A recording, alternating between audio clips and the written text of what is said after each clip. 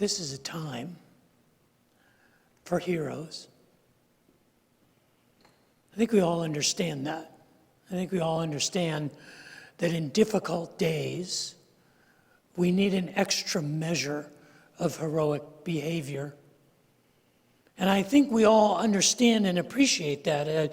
We're celebrating and recognizing those among us who go the extra mile, who take on the extra burden, who look out for those around them in need. We're celebrating, appropriately so, those first responders and those frontline caregivers, those people who are looking out for the interests of others.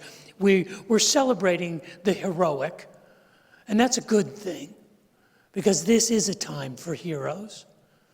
And heroes come in all shapes and sizes. There is no perfect hero. There are no prescriptions for heroism, although we know that heroes are the ones who stand up when everyone else falls down. They're the ones who rush in when everyone runs away. The heroes among us are those who, in the worst of times, are at their best.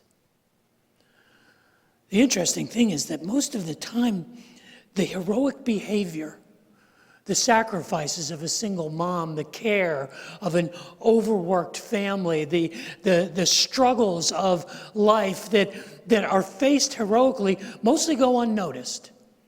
They are anonymous for the most part, no less heroic, but without applause, without a parade, without recognition. For many weeks, most people never knew who he was. They only knew him as the sixth man. You see, he was on a flight from Washington, D.C. to Tampa, Florida. It was January the 13th, 1982. And there had been a blizzard in Washington, D.C. overnight and throughout the morning. And the airport, which is now Washington Reagan, which was called Washington National, had been shut down for the better part of the day. Shortly before 10 o'clock in the morning, the flight operations were able to resume, and the airport got underway, and Air Florida Flight 90, which was scheduled to take off late that morning, finally was cleared to push back from the gate and de-ice. Air Florida Flight 90 wound up on the tarmac for almost an hour. It was finally cleared for takeoff at 3:59 p.m. on January the 13th, 1982. From the very beginning, from the moment of rotation, the flight crew knew that they were doomed. The flight only traveled 3/4 of a mile, achieving just 352 feet in altitude. It lost power and crashed onto the 14th Street Bridge in downtown Washington, D.C. The aircraft broke into a number of parts and crashed through the ice of the Potomac River. Miraculously, there was a portion of the fuselage, the tail section, which remained above the ice. And there, on that fraction of that aircraft, clung to life 6 individuals. Because of the blizzard that day, the traffic in Washington, D.C. was in gridlock. And the first responders struggled to just travel the few miles to get to the crash scene. Horrified onlookers and bystanders did everything they could to reach the people who were clinging to life on the wreckage of the tail section of the airplane in the Potomac River. But they could not reach through the ice to bring these people in. It was at 4:20, 20 minutes after the crash, that the first rescuers arrived in a U.S. Park Service helicopter. The pilot and the flight paramedic risked their own lives to lower a rope to a man who had tried to swim from the wreckage to shore, but was now near drowning. They dragged him across the ice to shore and returned to the wreckage where the 5 remaining passengers were. The rope fell to a man who seemed to be entangled in the wreckage. He immediately took the rope and handed it to the only surviving flight crew member, a flight attendant who had been injured. He handed her the rope, and the helicopter carried her to shore. When they returned the next time, they saw there were 3 more people on the wreckage with a man who seemed to be tangled in his seat mechanism and tangled in the wreckage of the aircraft fuselage. And they dropped the rope to him, hoping to pull him free, but he again handed the rope to another passenger who took an injured woman in his arms. A second rope was dropped down, and the 3 people were dragged toward shore. 2 of them didn't make it to the water's edge, and a bystander stripped off his boots and his coat and swam out to bring them to safety. By the time the helicopter crew returned to the wreckage, the fuselage had shifted and forced the unidentified man under the water. It would be a number of weeks before the medical examiner would say that on that day, only one person died of drowning. His name was Arland Williams. He was the unidentified man, the anonymous hero, the one who had given his life to save others. You see, heroic behavior often goes unnoticed. It goes unaccounted for. Heroic behavior takes place often in the quiet of a night when parents are repeatedly forced to rise up to care for their sick children. It takes place in that extra measure of effort that one neighbor makes to care for another. It is a time for heroes, and in this day in which we live, we are called to live heroic lives. Because I believe we are not only called to do it, we are capable of it. That we are people who are capable in the worst of times to not let it get the better of us, but that we might show the best in us. See, this is my prayer today. My prayer today is that whether we are recognized or unrecognized, that we would all live worthy of that heroic calling. Because I believe we are all capable. We all have the capacity to make heroic choices, sacrifices for the benefits of those around us. It is in our DNA. And even though there may never be parades or accolades or acknowledgments of that heroic behavior, these are the days when the heroes must rise. And we are those heroes. We have a tendency to imagine that we can't live heroically, that we're not really heroic kinds of people, because our standard of heroism is captured in fictional stories. The most popular fictional stories of our day are the stories of superheroes. In fact, over the last 10 years, 9 of the top grossing movies in America are superhero movies.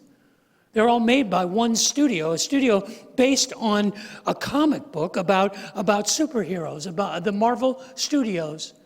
In fact, one of the stories of a group of the characters called the Avengers, the 4 Avengers films. And if you don't know the story of the Avengers, you obviously don't have a teenage boy living in your home or a grown man who acts like a teenager living in your home. But the Avengers were a 4-film series beginning with the Avengers and the Avengers Age of Ultron, and then the Avengers Infinity War and Avengers Endgame, which is the highest grossing film of all time. Those 4 films alone grossed $7.7 billion at the box office. You see, that's our appetite for heroes. That's our desire to believe that there is one who will rescue us and there is one who will save us. And that heroic behavior is beyond us. 3,000 years ago, the people of God had a museum dedicated to the heroes of their nation. They had a pantheon of heroes. The stories of the nation of Israel, the stories of the people of God was marked by the heroic behavior of people like Moses and Noah and Abraham and Isaac and Jacob and Joshua and Ezekiel and Daniel and Elijah and Elisha and Saul and David and Solomon and Sarah and Ruth and Deborah and Esther. These were the heroes of Israel, but make no mistake about it. The people of God only ever had one superhero. There was only one who was worthy of the title superhero. He was the one who was introduced to the people of God back in the garden. He was known as, at that time, Adonai. Adonai is the generic term for Lord. It can be applied to a human being or it can be applied to deity. But they knew God as Adonai. They then came to know God through Abraham, Isaac, and Jacob as Elohim. Elohim is the word that the Hebrew language captures for God. It can mean the God of the Hebrews or it can mean the God of the nations. And that name, Elohim, grew over years to be assigned to different sort of adjectives. There was El Elyon, the Most High God, and El Olam, the God of the universe or the eternal God. There was El Roy, the God who sees, and El Shaddai, the God Almighty. But it was at the burning bush where Moses, and as the nation of Israel was coming together prior to the Exodus, as the people of God were coalescing in their faith, God revealed himself to Moses in the burning bush with a name fit for a superhero. The name I Am, the name Yahweh. A name that is so holy, a reverent Jew, an Orthodox Jewish person will not even speak the name Yahweh. It is too personal. It is too intimate. To compensate for the absence of the ability to say a name that appears thousands of times in the Hebrew Bible, they created a substitute, the word Jehovah, which is the vowels from the word Adonai and the consonants from the name Yahweh, Yehovah. And over the centuries, the people of God began to identify Yahweh by his characteristics. They identified Yahweh as Jehovah Jireh, the God who provides. They identified him as Jehovah Em Kadosh. Jehovah Em Kadosh is God who is my sanctifier. They identified him as Yahweh or Jehovah Nissi, God who is my banner. They identified him as Jehovah Ra'ah, the God who is my shepherd. They identified him as Jehovah, as Yahweh Rophe, the God who is my healer. Jehovah Shalom, Yahweh Shalom, the God who is my peace. Yahweh Shammah, the God who is present. And Yahweh or Jehovah Sidkenu, the God who is my righteousness. But in Psalm 46, the psalm that we have been navigating through in these days of disruption, in Psalm 46, Yahweh is identified as Yahweh Sabaoth, Jehovah Sabaoth, the Lord of all lords, the Lord of hosts, God Almighty. In Psalm 46, the sons of Korah sang the praises of Jehovah Sabaoth. They said that we worship the God, the Lord Sabaoth. He is with us. And Eloheinu Yaakov, the God of Jacob, is our fortress. Because they understood the history and the personality of their true superhero, their only superhero, Yahweh God, Yahweh Sabaoth, the Lord of hosts, the Lord Almighty, the God of Jacob, who is our refuge. And it's there that we need to take a moment. We need to consider that. In times of difficulty, in times of disruption, in times of uncertainty, to remember that the God of all gods is with us. And the God who kept promises to generation after generation from the time of Abraham, Isaac, and Jacob, that is the God who is present with us in our distress. And it's good for us to take a moment to consider that God is our superhero. In fact, in the Hebrew Bible, it gives us instruction to take a pause. It's right there where there's a word Selah.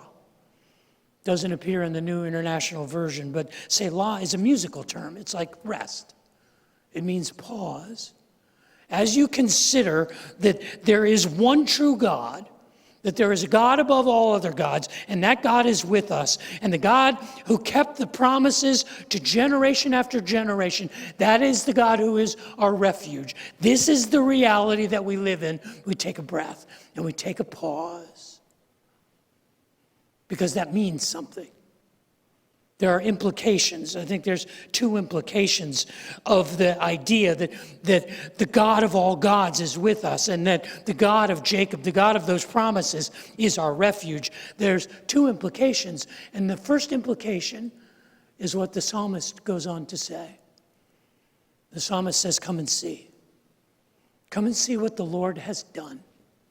The desolations he has brought on the earth."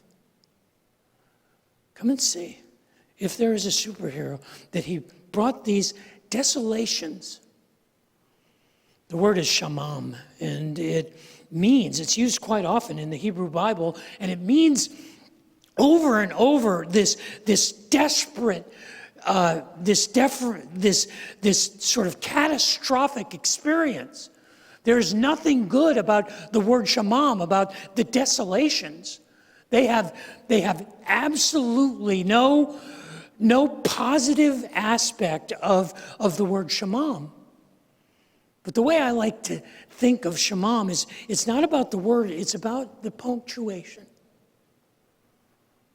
If it says with a period, "Come and see what the Lord has done, the desolations he has brought on the earth," period, then it leaves us with this sense that these desolations, that these disruptions are an end in themselves, that the point was that God was bringing desolations and disruption on our earth. But if it's not a period, and there's no punctuation in the Hebrew Bible, so we don't know, it's a comma, and it says, "Come and see what the Lord has done. The desolations he has brought on the earth." Because he makes wars to cease, you see. To the ends of the earth, it says. He brings these desolations. He takes what we are comfortable with and rearranges it so that he might bring the wars to an end, to the ends of the earth. That he might bring the wars to cease. And it says that what God is up to is that he breaks the bow, and he shatters the spear, and he burns the shields with fire. These are the desolations. These are the disruptions that God is up to. God is disrupting our lives so that the conflicts and the troubles that were leading us in one direction, so that these things might cease. Because God is breaking the bow and shattering the spear and burning the shields with fire. God is breaking the virus, and he is shattering the infection. And he is raising up those who will figure out a way to create remedies and deliverance from this. And so in the middle of these times of disruption, we have an opportunity to be heroic, because our superhero, Yahweh Sabaoth, the Lord of all lords, the Lord Almighty, is with us. And the faithful God who generation after generation was looking out and protecting his people, that God is our fortress. That superhero is with us. And the implication is that if he is our hero, we ought to behave heroically. It is on us to live heroic lives. Because what does a hero do? A hero is at their best when things are at their worst. This is a time for heroes. See, the nation of Israel only had one superhero. I mean, why is it, do you think, that these movies about cartoon characters are so outrageously popular? Is it their cinematic integrity? Is it that we've never seen anything like this before? No, I believe it's because of the cry of our heart. The cry of our heart is saying, we want to know that it's going to be okay. We want to know that there are forces at work for good. In the midst of the things that we don't understand, in the midst of the confusion and the disruption, I just want to know that the good guys will win. That's why the Avengers are so popular. That's why these superhero movies form for us such a beautiful distraction. And the first implication is that if God is our superhero, we should then behave heroically. But the second implication is, and maybe I'm the only one that believes this, that DNA, that superhero DNA is in us. That all of us are capable. And that those heroic choices are choices that we make all the time, every day, that go completely unnoticed. And that in the worst of times, you will see the best of us because we are capable of that. Because I have seen it. I've seen it played out all across our city. I have seen it played out throughout my life. One of my heroes was a man named Gordon MacDonald. When I met Gordon, he was already in his 80s. I was the pastor of a small church in Richardson, Texas, and Gordon had had 2 careers already in his life. One of which was as a pastor. Another was as an engineer with a company that would become Texas Instruments. And he had retired from both of those and now was spending his time in his 80s as a contractor for shipping companies. He had such integrity that he was a bonded inspector of international shipments. They would call him in and he would verify that what the manifest said was what was in the container. And he was the last person to sign off on it before it was sealed. And so he would travel all over the Southwest. He would travel all over Texas, making these inspections regularly. And I would see him, I would say, Gordon, how was your week? He said, well, I was up north of Denton and I was inspecting this container full of car parts. And as I was driving back, Dave, I was driving down I-35 and I saw a nursing home. And I decided I needed to stop in and say hello to the old people. And he would do this all the time. He would randomly go and visit with people in nursing homes who he had never met. And he would ask them how they're doing, and he would pray with them. And I said, Gordon, what are you doing? He goes, some of these people have no one to visit them. And so he would go and he would care for them and he would pray for them and he would love on them for a moment, which was more than they had had perhaps in months or years. Gordon had been married to his wife Betty for almost 65 years when she began to develop the symptoms of the onset of Alzheimer's. And it overtook her fairly quickly. If you are unaware of the plague and the elegant despair of this process, you have much to learn. But this man who had lived for over 60 years with this woman, the love of his life, and built a life and a family and grandchildren together, now no longer remembered him. I had a habit of going over regularly and having lunch with he and his wife, Betty. And of course, she didn't remember me. I wouldn't expect that she would remember me, but the most startling thing was there came a day when she didn't remember her husband. I remember on more than one occasion, we were there trying to have our lunch, and Betty would say, "Who is that?" And Gordon would say, "Well, that's Pastor Dave. He's here to have lunch with him." She would say, "I don't like him. I don't know him." And then she would turn and look at her husband of 65 years and say, "Who are you? Why are you here? Where is Gordon? Gordon was coming."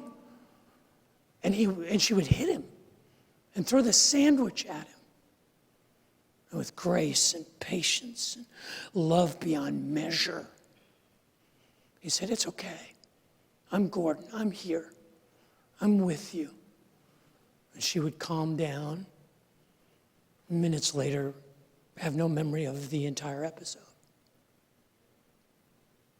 That is what a hero looks like. These are the heroes among us. These are the heroes for whom there are never parades and there are no statues in town squares, but they are the heroes we need. They are the heroes of this day. They are the heroes who know that there is one true superhero, and he is with us, and he has this under control. He's got this. And this is something we are all capable of. We are all able in this time, when it is more necessary than ever, when it is the worst of times, to not let it get the better of us, but to show one another the best in us. It is in our DNA. It is in our capacity to be that kind of hero. This is a time for heroes. Be heroic.